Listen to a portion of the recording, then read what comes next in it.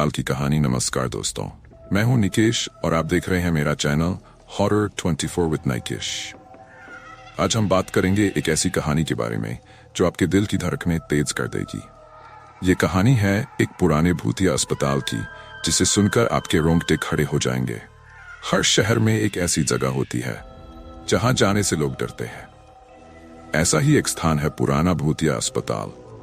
आज हम जानेंगे कि इस अस्पताल के बारे में क्यों कहा जाता है कि यहाँ रात को जाने से पहले एक बार सोच लेना चाहिए। अस्पताल का इतिहास। इस अस्पताल का निर्माण 1950 के दशक में हुआ था। ये शहर के सबसे आधुनिक चिकित्सा संस्थानों में से एक था।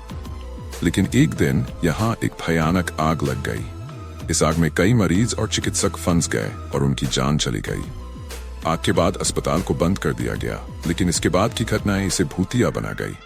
लोग कहते हैं कि यहाँ रात के समय अजीब आवाजें सुनाई देती हैं, जैसे कोई चीख रहा हो। एक रात विवेक और उसके दोस्त नेहा, अरुण और सुमित ने इस भूतिया अस्पताल में जाने का फैसला किया। विवेक को इन डरावनी कहानियों में रुचि थी और उसने अपने दोस्तों को मनाया। जब वे अस्पताल के दरवाजे के सामने पहुंचे तो सबके दिलों में डर था। नेहा ने कहा, क्या हम सच में अंदर जाएंगे? विवेक ने हंसते हुए कहा, डरो मत, यह बस एक पुरानी इमारत है। अस्पताल में प्रवेश जैसे ही वे अंदर गए, उन्हें एक अजीब खामोशी का सामना करना पड़ा। दीवारों पर पुरानी तस्वीरें थीं और वहां की हवा में एक डरावनी चुप्पी थी। तभी उन्होंने एक कमरे से हल्की रोने की आवाज सुनी। विवेक ने कहा, देखते हैं। कमरे का दरवाजा खोलने पर उन्होंने देखा कि वहां कोई नहीं था, लेकिन एक पुरानी कुर्सी हिल रही थी। आगे बढ़ते हुए वे एक ऑपरेशन थिएटर में पहुंचे। वहां सब कुछ बिखरा हुआ था। अचानक लाइटें झपकने लगी। अरुण ने डरते हुए कहा, यह क्या हो रहा है? फिर अचानक लाइटें एकदम बंद हो गई। सबने एक दूसरे का हाथ पकड़ा और डर में कांपने लगे। तभी एक चीखने की आवाज सुनाई दी। सबकी रूह कांप गई। वे दरवाजे की ओर भागने लगे। जैसे ही वे दरवाजे के पास पहुंचे, उन्होंने एक धुंधली छाया को देखा जो उनकी ओर बढ़ रही थी। नेहा ने कहा, हमें तुरंत निकलना चाहिए। लेकिन विवेक ने कहा, रुको, हो सकता है कि ये कोई और हो।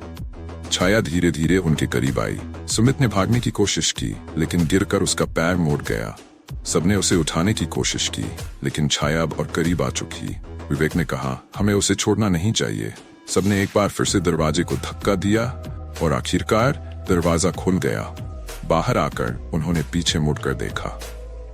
छाया अस्पताल के दरवाजे पर खड़ी थी। सबने सोच लिया था कि अब वे कभी वहां नहीं लौटेंगे। भागते भागते वे जंगल की ओर चले गए। सभी के चेहरे पर डर था और उन्होंने सोचा कि शायद ये एक बुरा सपना था। लेकिन जब उन्होंने सुबह की पहली किरण देखी तो उन्हें यकीन हुआ कि यह सच था। कई दिनों तक इस घटना का डर उनके मन में बसा रहा। विवेक ने इस भूतिया अस्पताल के बारे में और जानने का फैसला किया। उसने इंटरनेट पर जानकारी इकट्ठा